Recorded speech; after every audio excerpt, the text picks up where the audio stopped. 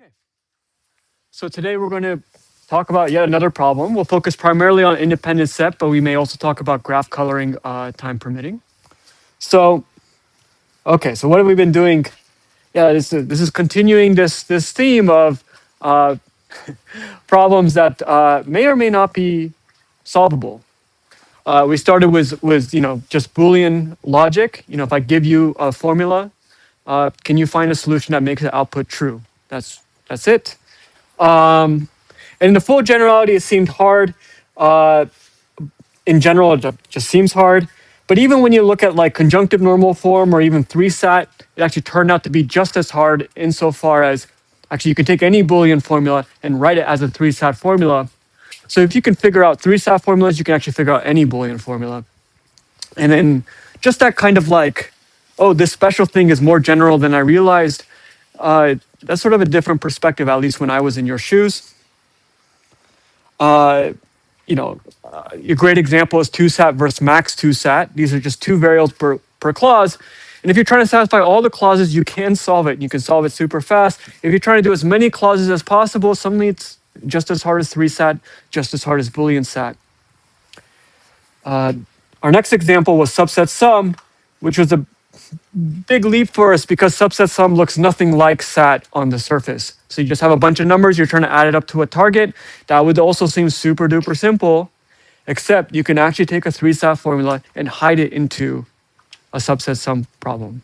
And that trick was sort of like, if you actually think about all the individual bits or digits of numbers, you can actually kind of pack in like bits of logic in each one of these and turn it into a big logical puzzle like sat is.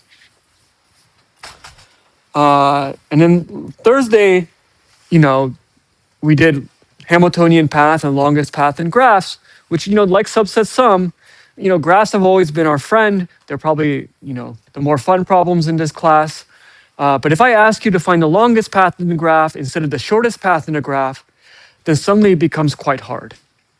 And here it's even like weirder, like how do you encode a 3-sat or some sat problem in the graph? Because a graph is sort of, it's some language, it's some specific thing. But then we had some very clever construction where you imagine like making like this big ladder. We're going left on the rung is like choosing some variable to be true. Going right on the rung is like setting it to be false. And you make it like easy to visit clauses if you're going in the right direction, things like this. Some very clever thing.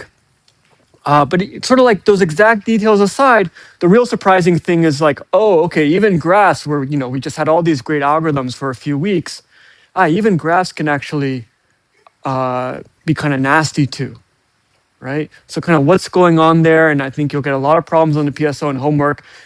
It's easier for me to think of graph problems like kind of right in this in-between space, because especially the flip side is that if the graph was a DAG, you can always do something like dynamic programming, where the topological ordering will give you the sub-problems to work through. So you can do longest path in a DAG super fast, but if you allow for cycles, suddenly you're in a world of hurt.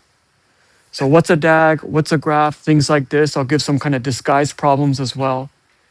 You may already have seen this to some extent in your homework.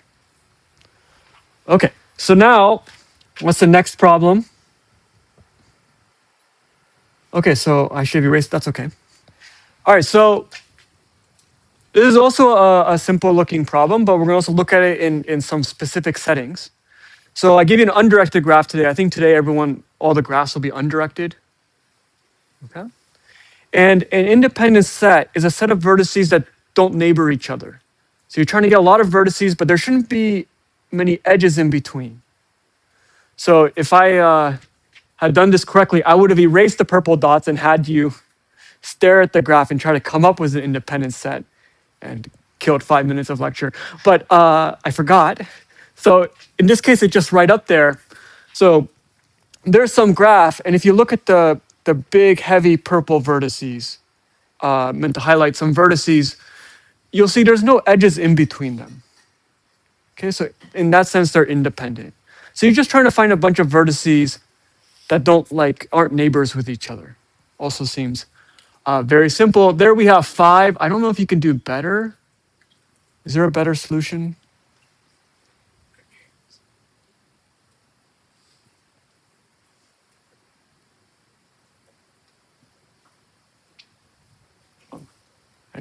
I can't come up with one. All right, so that would be an independent set of size 5.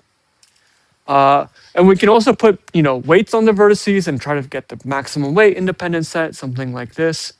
That's only harder. Okay. Now, one of the things we're going to look at today for this problem, sort of a plot twist, is we'll also look at other kinds of special cases of graphs. So two in particular. One is called an interval graph, or you can just think of like intervals. So imagine I have a bunch of intervals on the line. Right? This often comes up if you're like doing scheduling. These are like time intervals allocated on a machine or something. So intervals do come up in a lot of natural settings. And I want to think of sort of like each interval as a vertex, and I'll put an edge between them if they're overlapping. Okay. So in that case, an independent set will correspond to a non-overlapping subset of intervals. Right? This is almost like your classical scheduling jobs, right? You have a bunch of like jobs that occupy various time windows. You can only do one job at a time. Some are worth more, some are worth less. So you want to choose a bunch of jobs to make as much money as possible or something like this. Okay. So one special case we'll look at is intervals. And another special case we'll look at of graphs is trees. Okay, so on a tree, can you find a maximum weight independent set?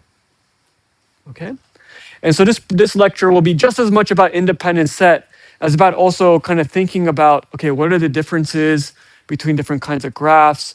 How does having more structure in a graph or some kind of assumptions, tree, there's no cycles or something, right? How does that help you or not help you? This kind of thing.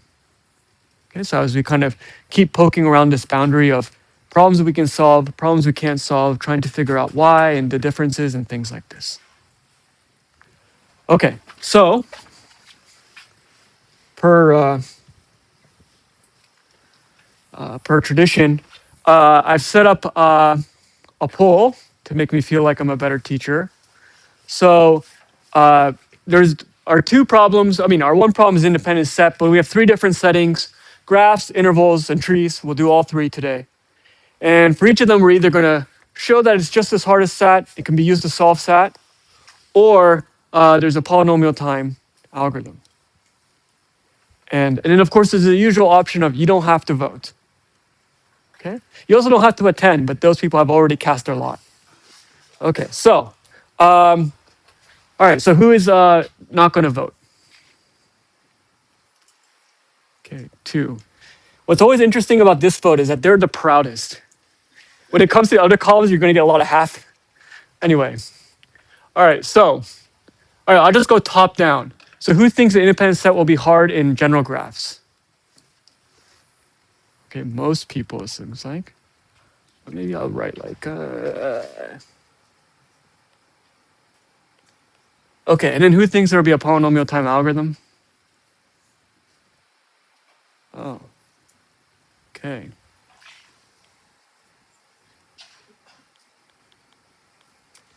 Okay, now I'm going to move on to intervals, right? So independent set, maximum weight independent set is really, I'm trying to find disjoint intervals. They can't overlap each other. That's what independent will correspond to.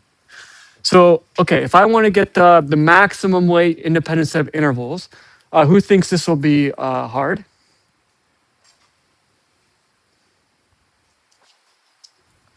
Okay.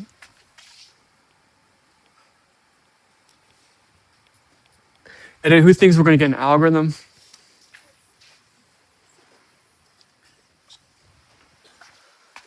Okay. All right. And then our third class of graphs will be trees. I give you a tree, independent set, things like this, but weighted. All right, so in a tree, who thinks it's going to turn out to be hard?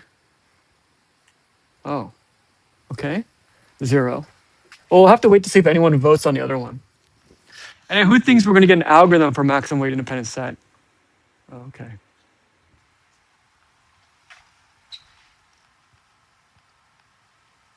Oops.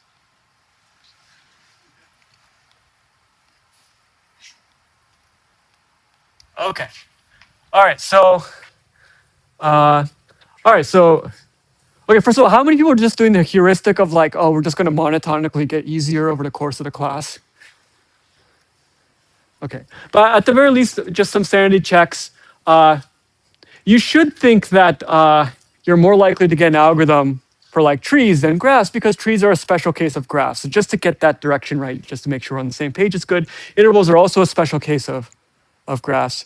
But I mean, there's a little ambiguity about intervals, whether they have the full richness of graphs or if there's some structure that somehow makes them special. Okay. All right, so, okay, off we go. So I think we start with graphs, and I think 87% of you are correct. So we are going to try to show how to use independent set to solve SAT. Okay, so we're going to show that if you get a polynomial time algorithm for independent set, even unweighted independent set, hence weighted. If you can do unweighted independent set and polynomial time, you can solve SAT and polynomial time. Okay, so we're going to do something where, you know, I actually like sometimes draw the box literally for myself because otherwise I get mixed up. But you're going to start with a 3-SAT problem, right? This is a problem that you don't think you know how to solve. But if you can convert it to an instance of independent set and feed it into some kind of solver for independent set and somehow recast that answer into a yes/no for SAT. So maybe it's a little bit ambiguous what the black box is. The black box can either be what's the maximum cardinality of independent set or just return a number. Or it can be like, is there an independent set of size k for a k we give? That would be the yes/no version. And they're basically equivalent. If you can do yes/no, then you can binary search over the biggest possible k. Okay, but ultimately we want to see if we can use independent set as a black box to solve SAT. Okay, and if so, then maybe we shouldn't bother trying to come up with a clever algorithm down here because the consequences would be so large. Okay, so let's see. All right, here's the idea slide. So I think I'll focus on this decision version of independent set. So the yes/no version of the question is I give you a graph and I give you a value k, and is there an independent set of size k? For some reason, I found it more convenient to just focus on that. And somehow we want to, you know, go from 3-SAT to independent set of size k or something, right? So, okay, so somehow I want to create, given a formula, create some kind of graph where the formula is satisfiable if and only if there's an independent set of size k or something. Then yes would match to yes and no would match to no. So at least it seems like the natural thing to try. That said, any ideas for how to do this? In fact, I think last year's class did come up with an idea that was different than the one I had prepared. Yeah. First of all, we could connect, or we could make a node for x and x bar Okay. connections too, so we want to completely satisfy whatever can be selected once. Okay. So first we're mapping choices of variables, so x1 or x1 bar, like literals, to vertices. Which also sort of makes some sense from, I often think like, what are the decisions to map to decisions, constraints to map to constraints. And so from that point of view, you know, you're going to set either x1 to be true or x1 to be false. Independent set, you either take a vertex or not or something. So it feels like, okay, this is kind of sensible. And then the other idea was like, I should connect this with an edge because I shouldn't be allowed to take x1 is true and x1 to be false, right? So independent set says I can't take two adjacent vertices. And this is sort of like saying I can't make both of those choices, which you can't for a SAT formula. So that seems to pass a certain sanity check to get us started. Okay, but I guess the big thing we haven't modeled yet is clauses. Yeah. K on the set graph side should probably be the number of clauses that we had in our original SAT formula, so that if we can pick like k nodes, again, one node per clause, then we should satisfy the. Yeah, so maybe just to ballpark what we want K to look like. You know, in SAT, you need to take at least one variable from each clause. So maybe we can eventually try to get some kind of independent set of size m or something, like one from each clause or something like this. But maybe we should expect k to be something proportional to m or somewhere m needs to factor in. I think that'll be the case. Other ideas? We're certainly on a path towards something that could work, but I still feel like we haven't addressed clauses, which is the tough one.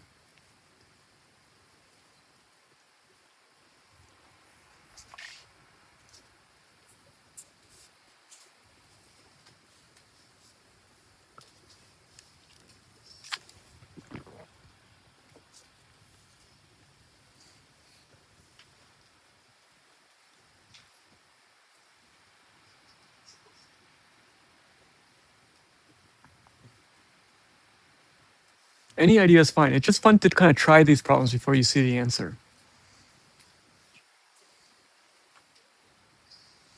Yeah. So here I just draw two more lines of x2, x2 bar, and x3. Okay. Yeah, let me set up a few more.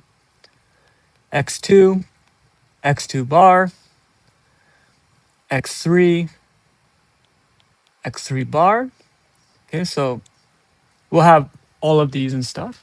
So my idea was if you had a clause x1 or x2 or x3. Yeah, maybe for fun, I'll do x1 or not x2 just to get a little variety. Yeah. Then you can create like another node that represents the clause or something. And then you can connect that to like the opposite of the literal that's into the clause. So for x1, it would connect to x1 bar. For x2 bar, it would connect to x2. And we can for x3, it would connect to x1 bar. And then the method instead would be x1, x2 bar, x3 at the clause. Okay.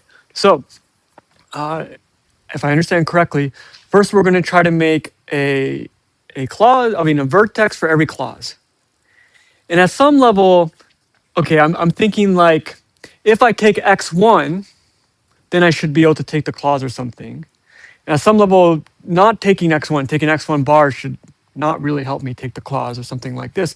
And that's why intuitively we're trying to add an edge from x1 bar in the clause because the clause doesn't want x1 bar or something like this, right? Okay, so I think this seems kind of correlated, right? But what's this saying? So this is saying like, I can only take this clause vertex we created if I take x1 and x2 bar and x3 at some level, right? Because if I took any of the opposites, then I wouldn't be able to take this clause. So this is sort of like saying, it's as if it was a conjunction instead of a disjunct. This one says you need at least one. But the way we code it up, it kind of feels like you have to choose all three of them correct to get this point. So it definitely seems kind of correlated, and it's like the kind of style of reasoning we're going for. And this seems like maybe the first natural idea to do, but it feels like it's logically encoding something slightly different.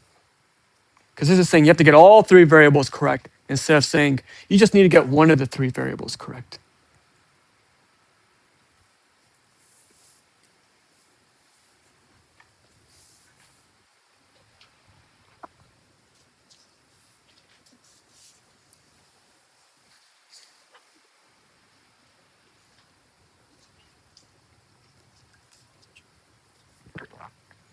Yeah.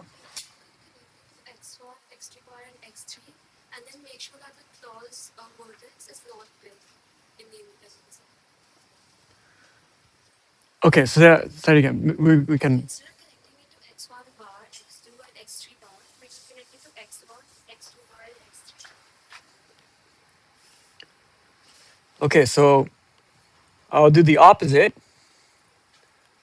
I'll connect the ones that actually appear inside. And then we make sure that the red clause isn't in the bar. Okay, so now, if you do pick any of the ones that are correct, then you can't take the clause. And otherwise you can. Now, maybe, okay, so does that, so at least like, so maybe one issue last time was this like all three kind of thing was sort of throwing us off. So this one is maybe trying to address the all three part or something like this. Because this is saying like, if I pick any one of these, then I can't take that clause. So at least it has like the any one part seems to match. Now, maybe one tricky part to worry about is that we are doing a black box that's trying to get a maximum independent set. So like, it kind of wants to take the red clause. It doesn't, whereas this is saying like, if you take the right variables, then you can't take it or something. Like, it feels like there's some, It's maximizing the weight or the number of nodes. okay, so maybe I can do like -1 or something so that you want to not take it. Yeah, maybe. We are trying to do it without weights because that's even harder, right? It would be a stronger statement to show that without weights, you can't do it. And adding -1 also kind of just feels like cheating a little. Yeah. What if you connect like all those purple lines to a purple node first? Okay. And then to like 2 duplicates of that clause node. So it'll prioritize choosing that clause, which will have like 2 vertices instead of just choosing that purple dot.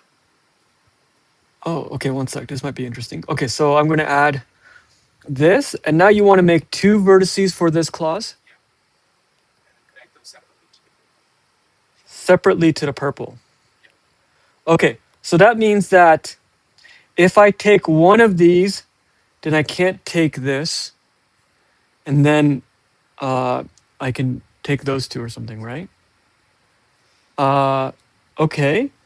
Now, okay, so does that make sense? Or at least this is the idea. At some level, you're making 3 vertices for every clause. Okay, now what part of me feels like, regardless of whatever you do on this side, you just won't take this one, and you'll always take those 2. Okay, then what if we just have one vertex for that clause? Okay, so if you just have one of these, then what's the difference between like this arrangement or taking this and not taking this? Either way, you get 1 point. Yeah.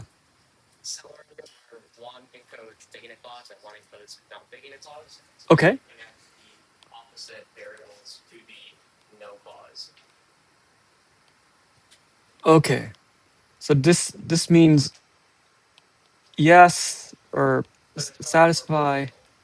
Yeah, I'll erase that 1 second. You don't satisfy. And then, okay, so the satisfying one, I want to connect like the very first suggestion. Yeah, like where you would actually not want. Yeah, what you not want. This one, like this was the very first idea, something like this. And then how do I hook up the one that represents not satisfying it? You basically just do The opposite, you didn't take to the not satisfying. like this. Maybe I'll use a different color so it's easier to.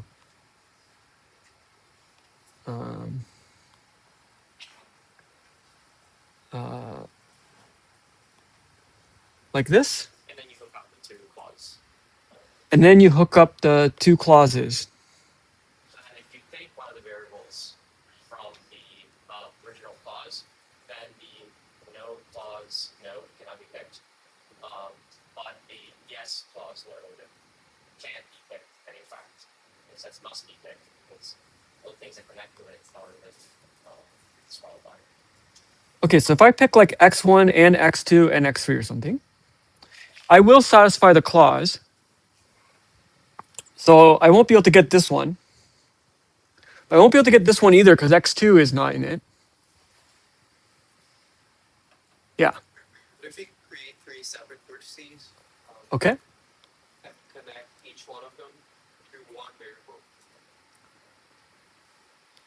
Okay, so first I'm going to make 3 vertices and So, connect all of them, you said, like a triangle? yeah, you would connect all of them, and then for each one, so for one of the vertices, you would connect it to select whatnot. X with x1 and 3 x. And the next one would be x3. All right, so let's stare at this. So, okay, so what's the intuition here? Like can connect that one that vertex which is linked, and so that satisfies the clause. And you cannot pick the other ones because I mean you want just one clause, so you want K an independent set like that correspond to K. Okay, so for every clause, first we make a triangle. So out of this triangle, you can only get 1 point because one will kill off the rest, right? So imagine making a triangle for every clause, and you want to just get one endpoint from every clause or something, right? And this is saying like, oh, if I pick x1 instead of x1 bar, then I should be able to get the corner of the triangle that corresponds to x1. Because I didn't take x1 bar, that's my only other conflict. So in other words, if I choose any of these three correctly, I should be able to take that corresponding corner of the triangle. So I get my 1 from the formula. And you can't get 2 points because you can only pick one of these. Does that make sense? So I imagine having like a whole ladder of x1 bars to kind of signal my decision.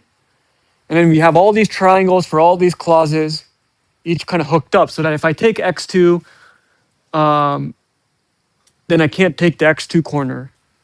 But if I had taken x2 bar, then I could have taken the x2 corner. Okay, so yeah, it seems like if we annotated it, this one would represent x2 bar, this one would represent x1, and this one would represent x3. Okay, and you're just trying to get one of these corners for your formula. Okay, now, okay, but here's maybe one, this is actually, I think, pretty clever, but maybe one thing I would worry about is there ever a situation where, I can imagine like repeating this. So I have like an x1 bar in this corner or something. So maybe I should use a different color. This one will be attached, to here. Okay. So, there'll be a lot of triangles attached to x1. There'll be a lot of triangles attached to x1 bar, representing x1 bar and x1 respectively. What prevents me from just choosing neither of these and saying, aha, I can just choose these two? Does that make sense? So if I make all these triangles, but the triangles greatly outnumber, the variables and stuff, you might just be better off like not choosing either of these x1 bars, x2 bars, just so you can easily get all the triangles. Yeah. You could attach the vertices of all the triangles to one like super node that represents is it satisfied or not. It kind of like in the same idea like at the beginning we had like an AND operation by connecting everything up to one node. If you just connect all the vertices of all the triangles to a single node, that like. Okay, so you're imagining like a holy star up here, and everything is just connected. Yeah, and then in the sense of like, if you start with that node chosen, then You just wouldn't want to take that, right? Because that kills all your triangles. oh no, that's clear. I can't just connect every instance of x1 in the triangles to every instance of x1 out of the triangles. Okay, so the issue was like, I shouldn't be able, oops. I don't want to be able to take both of these at the same time, right?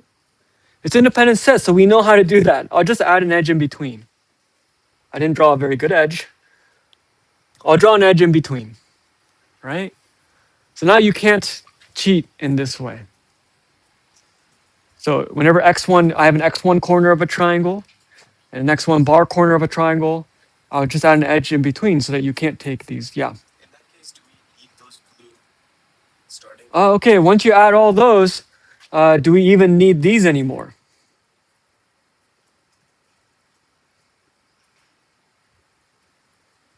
Right, because the coherence of the x1 bars, not choosing both, is already kind of being implemented directly at the triangle level. We don't necessarily have to go through this kind of switchboard we had set up on the left, although maybe that was an easier way to think of the idea originally. Okay, so I think you all figured it out. So might as well just present it. Okay, so yeah, the literals are going to go to vertices. The clauses will go to triangles. There should be something. Okay, so it's complicated. So we'll make a triangle for every clause. Each corner represents, one of those literals in the clause. And so to be clear, like A may appear on many triangles. Because it's really A of that clause, A bar of that clause. And, come on. We'll add an edge.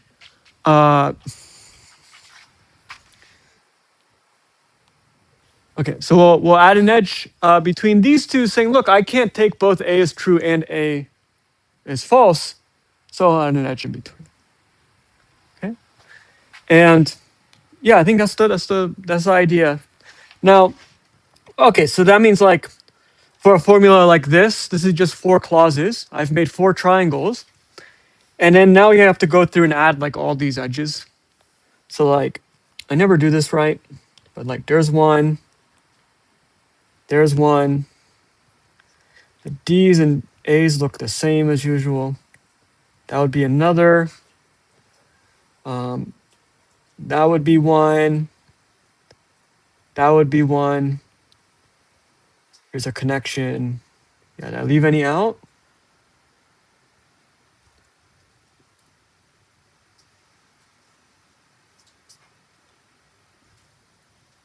Okay, who knows? But you get the idea, right? So like M clauses would generate how many triangles? Just to make sure we're on the same page. M. Okay. So like 3M vertices. So then I think all that's left now is, well, we had already discussed this a little bit, but we can finalize it. With this construction, what should I choose K to be? The size, kind of that target size of independent set.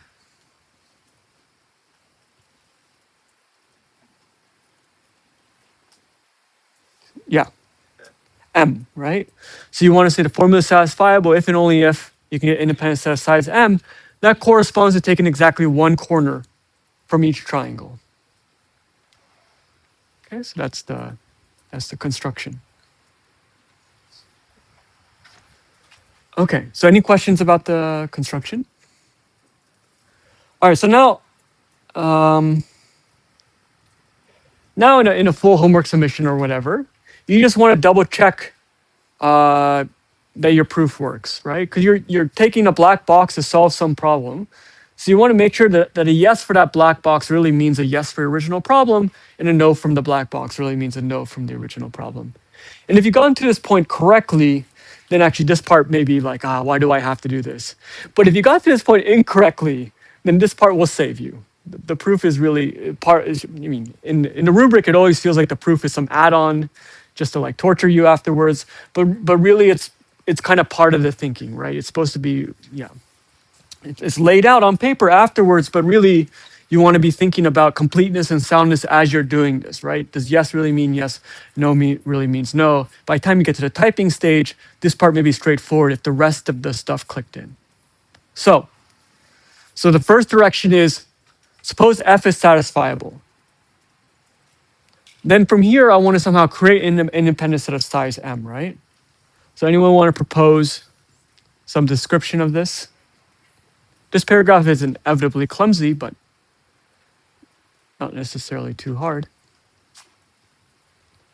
So suppose F has a satisfying assignment. You want to construct an independent set of size M so that, I think that means that no for the black box means no for an original problem, but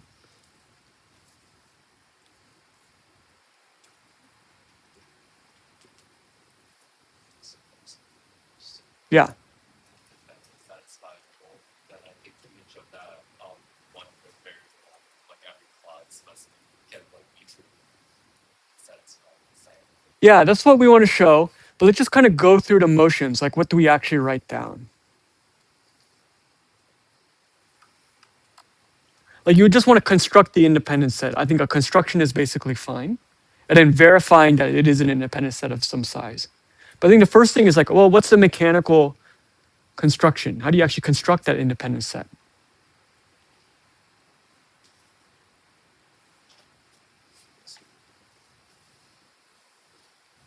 Yeah. Then each clause in the satisfied, because I think just pick one of the three variables. Yeah, I mean that's the idea. But I guess maybe the only point I want to make is just start slow and say, fix a satisfying assignment, right? Okay, if it's satisfiable, then fix a satisfying assignment.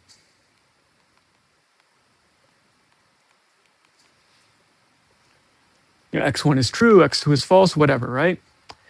And then now from here, you just want to construct the independent set like you described, right? And then I think you could just go through it slowly. Like for each clause, go to the corresponding triangle.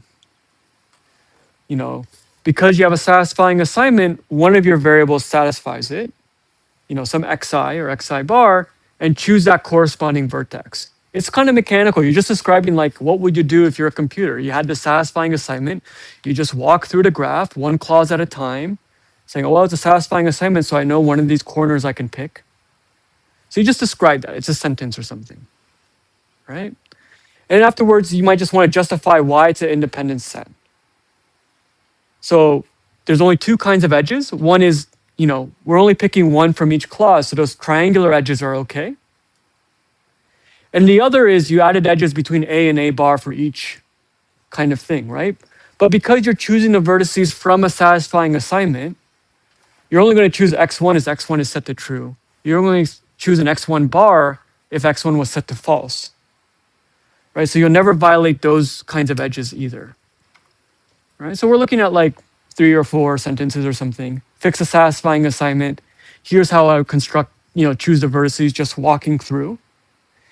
It satisfies these edges because I'm only picking one per clause. It satisfies those edges because you can't set both true and false in an assignment. So I have this many vertices, they're independent. That's my independent set of size m. I imagine all this was already kind of in your head, and it probably seems obvious. It's just kind of getting it down in a mechanical fashion. Okay? I mean, if you do the reduction correct, then this part should be boring. And if it's not boring, then you should be like, did I do it correctly? And, take a step back. Okay, so that's either soundness or completeness. It's one of the two. But you want to do the opposite one now, right? Because you want to know means yes, and no means no. So one way to complete the opposite direction is say, suppose there's an independent of size k, or for us, that's m, right?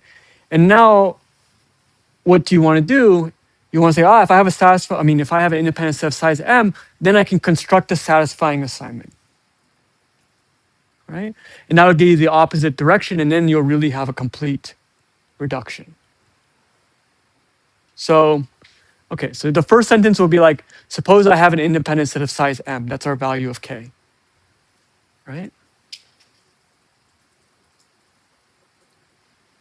Somehow you want to pull out a satisfying assignment. So just, give some description of how you would construct a satisfying assignment. Anyone?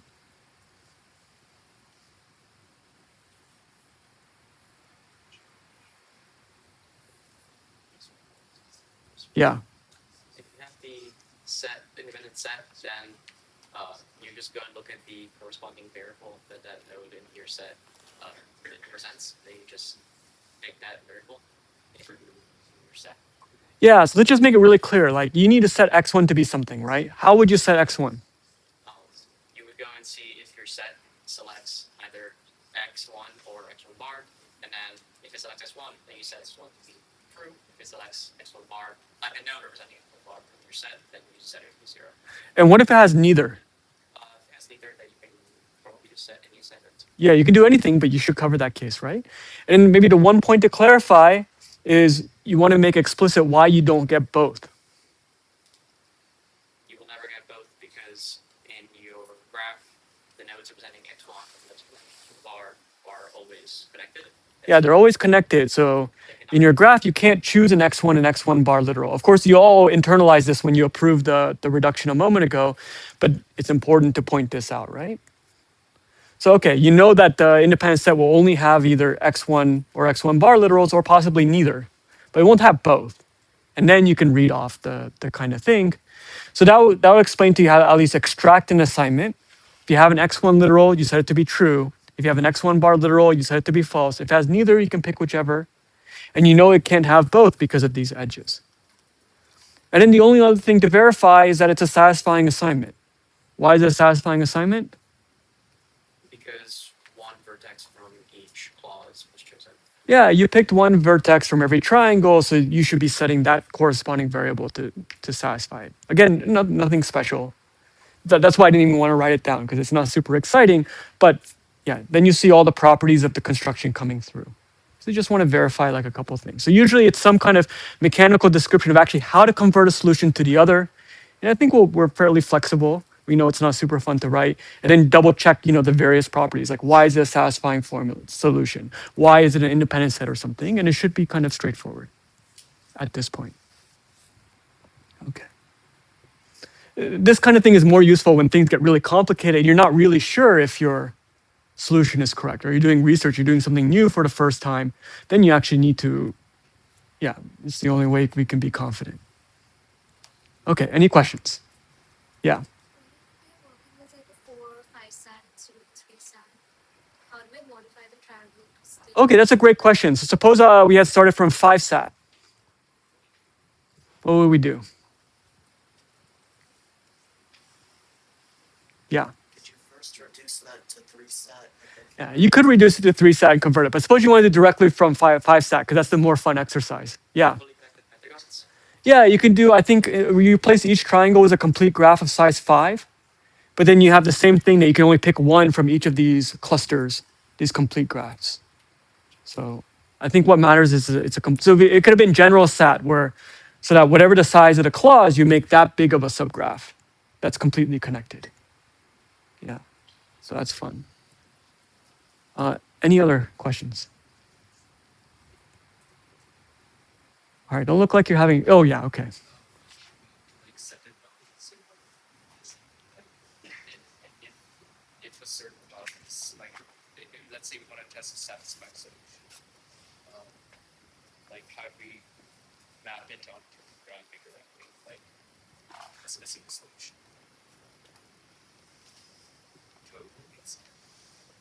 Okay, so the question was, how do I check if a particular solution?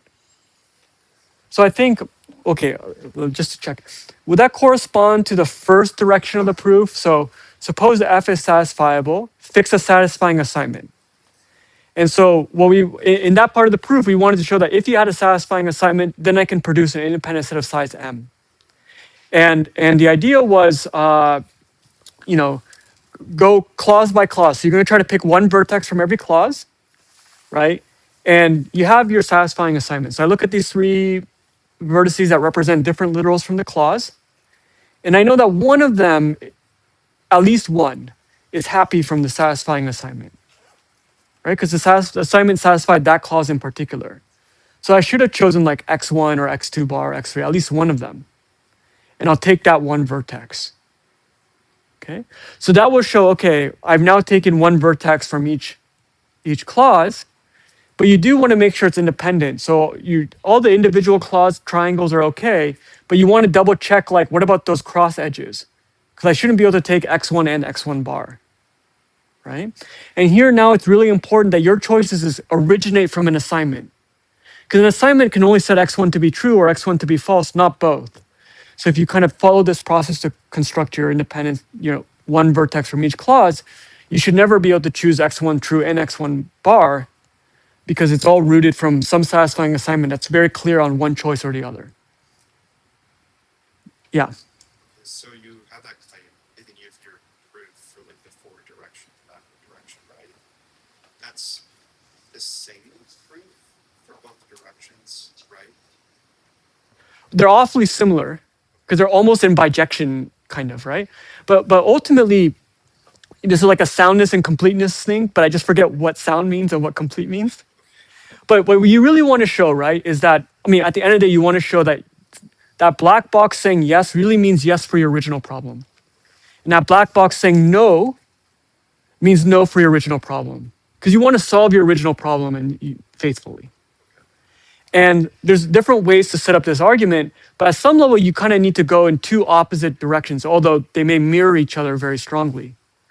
So in one direction, we showed that if you have a satisfying assignment, then you can create an independent set of this desired size. Okay? And then if we think that through, that means that if the black box says no for an independent set, then the formula can't be satisfiable. It's a little confusing, but it's a contrapositive.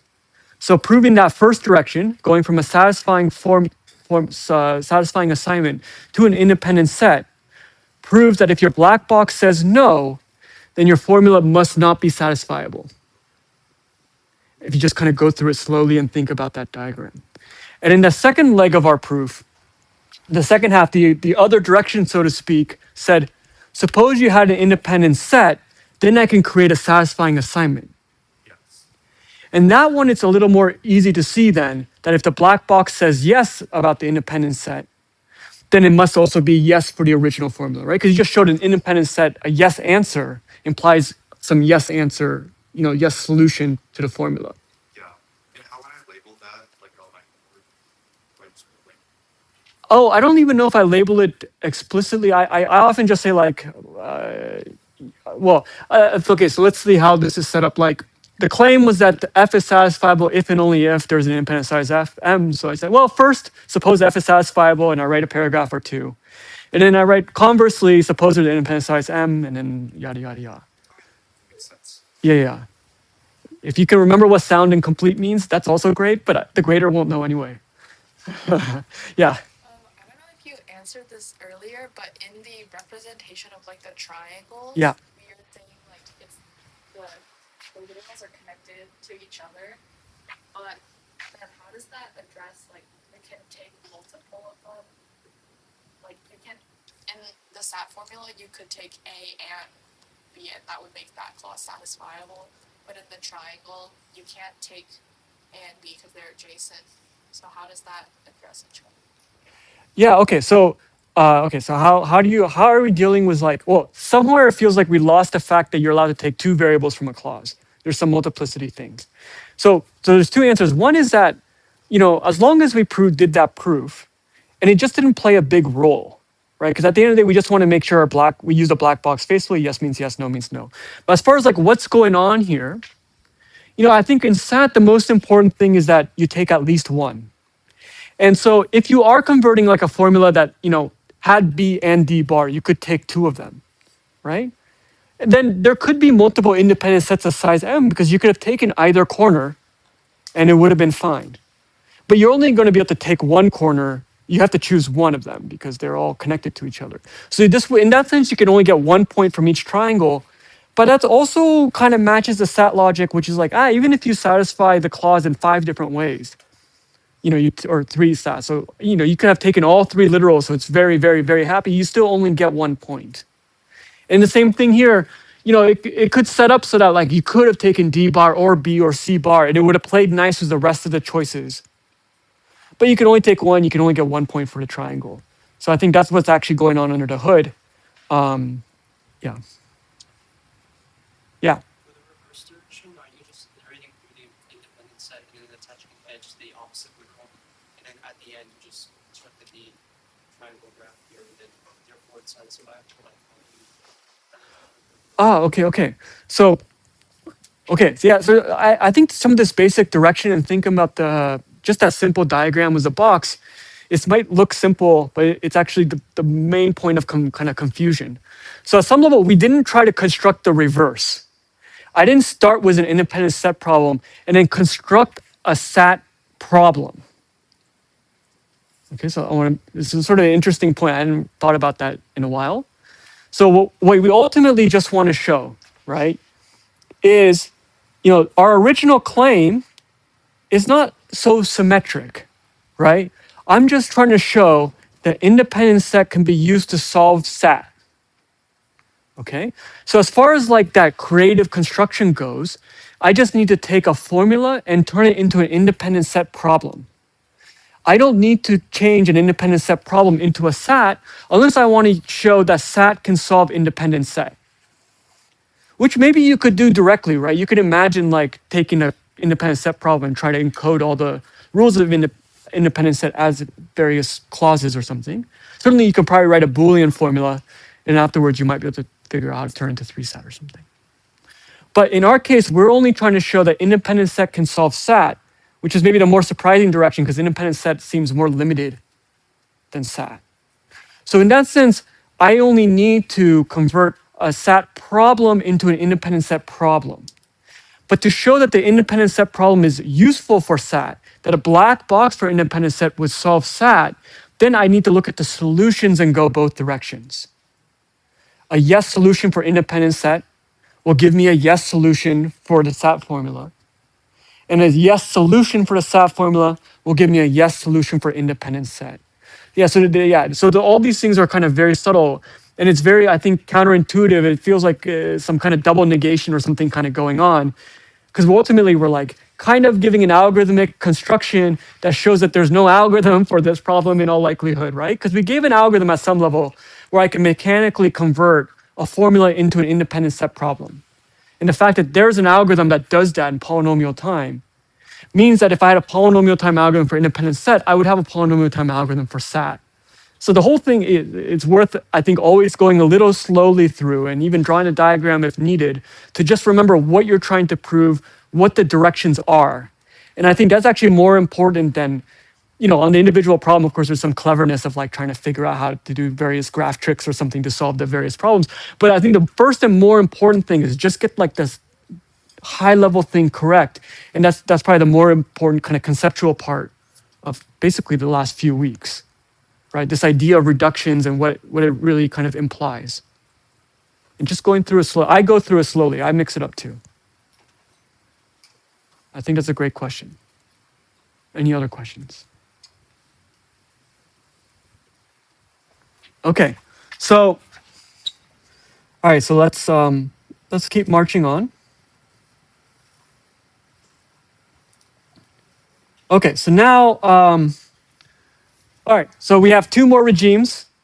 I think they might go a little faster, but we're going to look at the problem on intervals. We're going to do the weighted setting, and we're going to look at on graphs. And here, if I recall correctly, it was like 58% here and like 30% here. So more in favor of an algorithm, but certainly a large section thought it was going to be hard. Okay, so, all right. Okay, so suppose we're going to try to make an algorithm for maximum weight independent set. Any ideas? Even naive ideas. They don't even have to worry about a fast algorithm.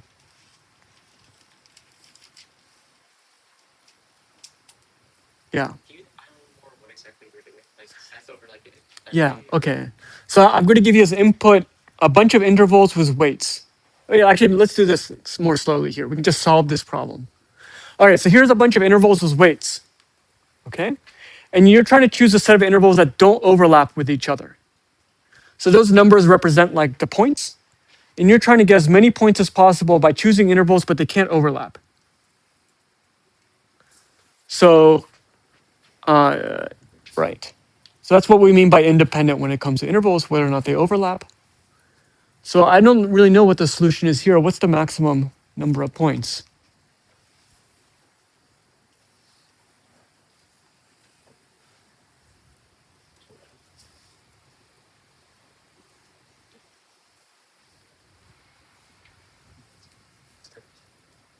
$13?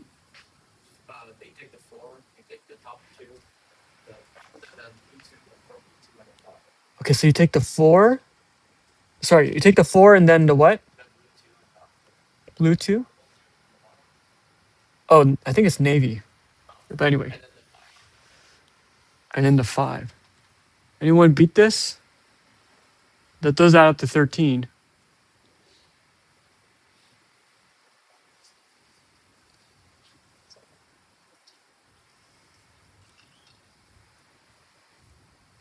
I don't really know the answer. And okay. All right, but that would be an example of a non-overlapping set of intervals that add up to 13 points. Okay, so that's the problem. Okay, so any ideas for an algorithm? Or for reduction to show it's hard? Yeah. Probably going to connect the overlapping intervals. Okay, well, so it is a graph problem where you can imagine each interval. I mean, this is where independent set comes in. So what we're kind of doing is looking at what's called the intersection graph of these intervals. So you think of each interval as a vertex, and I'll draw an edge in between if they're overlapping at all. Sort of messy, but something like this. I'm probably missing some edges.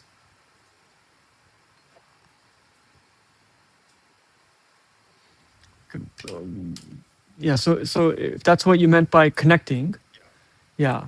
But we haven't really done anything. That's still modeling. Yes, that's where the terminology independent set kind of comes from. If you think of each interval as a vertex and an edge if they're overlapping.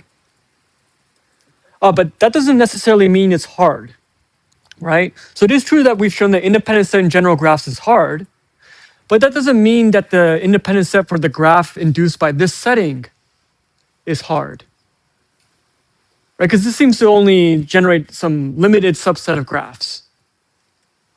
Or maybe it can generate any kind of graph, but you won't really know unless you can take the, say, some kind of construction that basically can be realized as intervals, right? But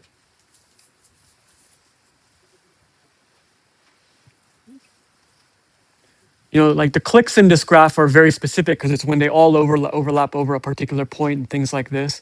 If two endpoints have an edge in between, then they have an end. The opposite intervals overlap, and it overlaps everything in between, things like this. So it doesn't it doesn't seem like all possible combinations of connections are possible if they have to be realized by intervals. But maybe there's still enough generality to capture the previous problem. But yeah.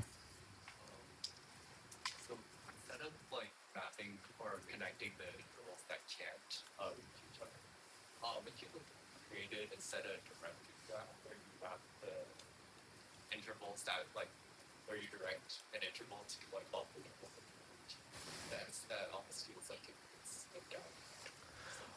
Okay, so this was an undirected graph I drew. Could I give it some kind of directions? Okay, so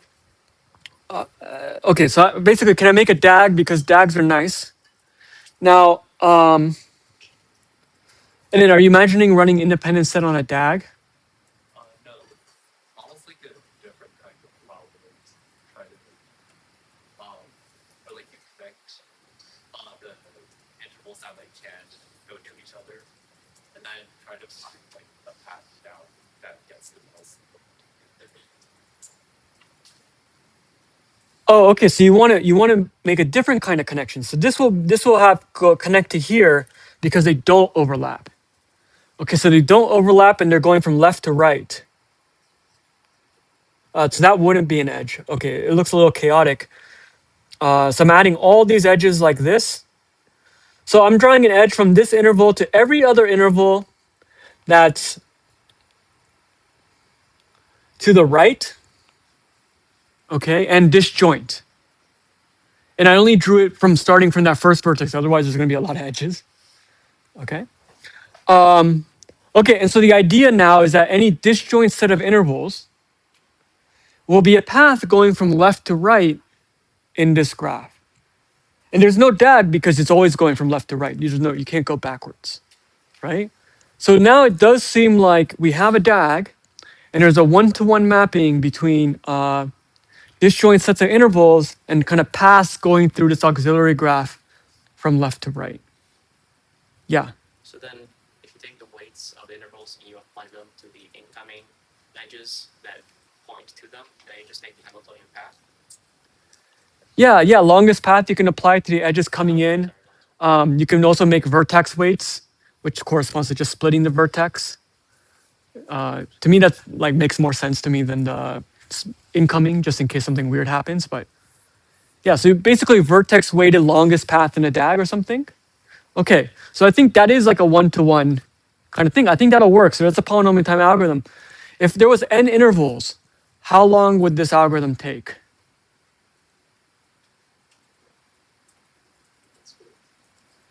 N squared, why n squared? Yeah. Because you might need to check each interval against every other interval to see if it overlaps. Yeah, just constructing this graph, if maybe one interval is disjoint from most of them, right? Even if half of them or something, right? Will get you roughly n squared edges. So this graph will have n squared edges, and then you can run a DAG in this very dense graph. I mean, this DP in this dense graph. So that'll give you like an n squared time algorithm. Okay, that's actually very creative. I hadn't thought of that before, but that will work. That will give you an n squared time algorithm. Great. So now let me frame this. So now we know it's, well, unless that's an n squared algorithm for SAT, we have a polynomial time algorithm. Okay. Can anyone think of how to do even faster? So now I'm just going to frame this as, can we get a faster algorithm? Yeah. Sort off at the start. Either take or not take it. If you don't take it, you can binary search for the next available one you take. And if you take it, or yeah, if you don't take it, you just go to the next one. Okay, that was very precise. Have you seen this problem before? Okay. Yeah, do you have another suggestion? Okay, so indeed, that's what we're going to do. So, you could do like a brute force where you're trying to pick intervals, but maybe one thing to keep it. So at some level, like structure and order are your friends and things like that, sort of, right? And then generality is dangerous because it can hide a lot of things. So when it comes to intervals, one thing we can do,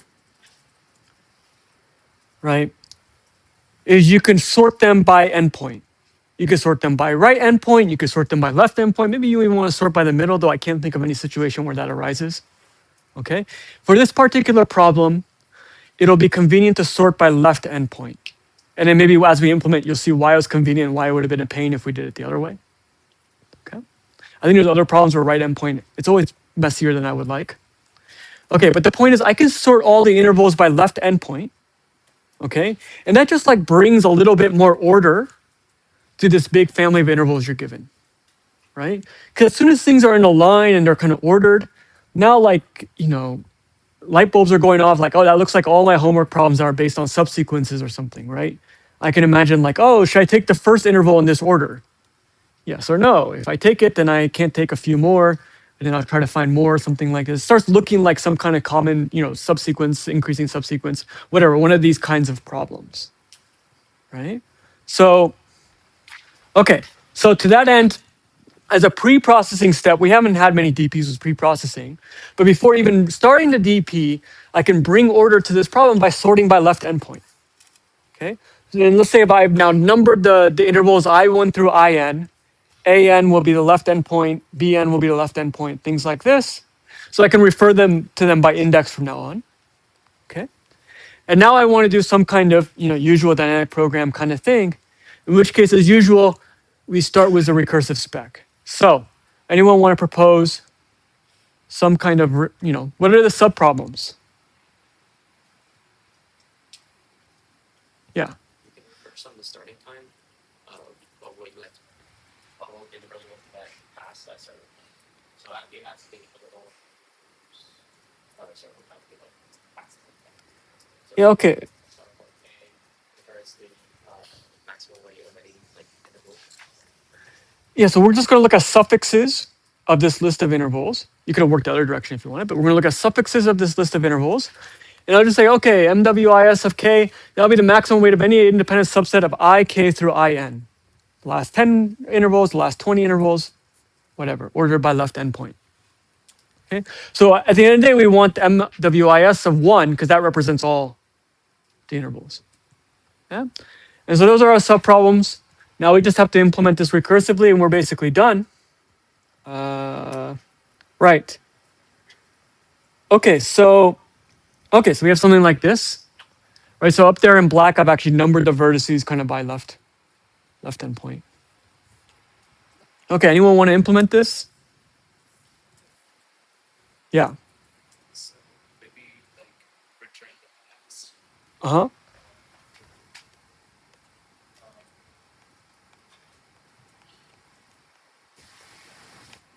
Like first and like one of them is adding the weight of the interval with the end with the left endpoint, and then adding the next like so with the end interval of the IK, and see uh, the least like left endpoint at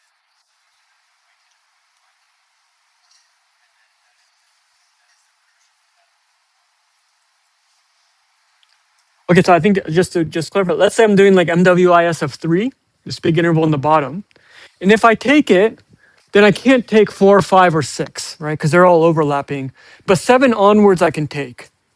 And this is where it's helpful to do left inner endpoint so that you can really say 7 onwards. If you did right endpoint, it would be kind of, you wouldn't be able to say this. So from interval 7 onwards, I can take it, right? So maybe it'll be something like MWIS L, where L is sort of the first index with lever B, or sorry, AL, that's the left endpoint of the Lth interval, is bigger than BK, the right endpoint of this interval. Okay, so the first kind of disjoint interval. Okay, so that's one option, or or WIS or IK plus 1, just like the very last. yeah, something like this. Okay, so you take it or you don't. But if you take it, you don't just go to the next interval, you go to the next disjoint interval. And that's where you have to do some scanning. There's at least one tiny thing to add.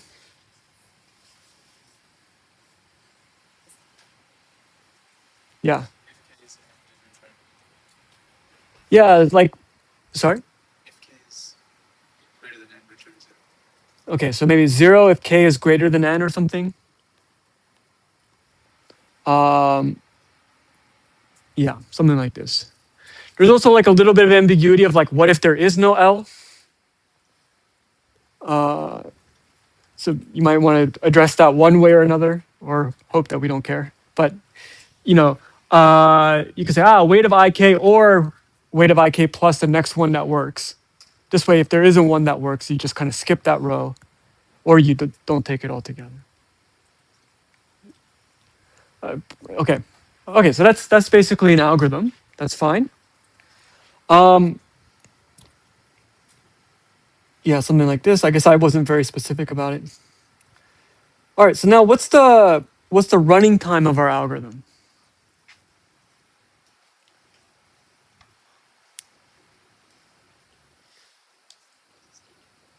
Yeah. Assuming you can find L in log n time, it would be n log n, because for each interval you would have to be doing a search to reach this log n time. Okay. Okay. So let me go through this slowly. So one thing I want to point out, just because this hasn't come out before, is that we did some pre-processing where we sorted the intervals. So you do want to account for that. Not that it's a big deal. How long would it take to sort the intervals? Like n log n, right? Okay. So that's not so bad. And at least naively, you have n subproblems, and you have to scan to find L. So at least naively, it looks like n squared plus n log n. That'll give you n squared. Now, but then the suggestion was, can we find the next index faster than n time? Find that index L. And what was the idea? Binary search. Okay, binary search. So what would be required to binary search? Yeah, but you've already sorted the intervals by left endpoint. And now you're just like here and you want to find the first value of A that's bigger than some particular value of B, right? So you'll be searching over here in log n time. So if we just do binary search for this, and here I think it's okay to just write like, having sorted the intervals by left endpoint already, we can binary search for this in log n time. You don't have to write some code that's implementing binary search. Okay, then you can get that next index in logarithmic time instead of linear time. Okay, so sometimes there's these little tricks to speed up the DP. And so now you're looking at n log n time to sort, and just log n time per subproblem. So you get n log n overall.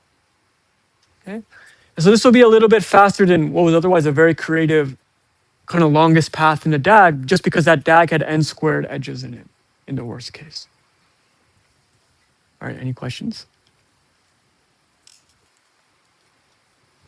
Okay, I'll fly through the next one. All right, the last one is going to be trees. All of you thought there was going to be an algorithm.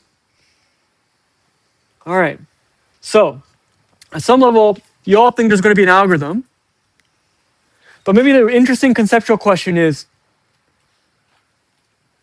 if I'm looking at a tree like this, right, and if I want to do some kind of recursive algorithm or dynamic programming or something, right, how do I set up subproblems? Yeah.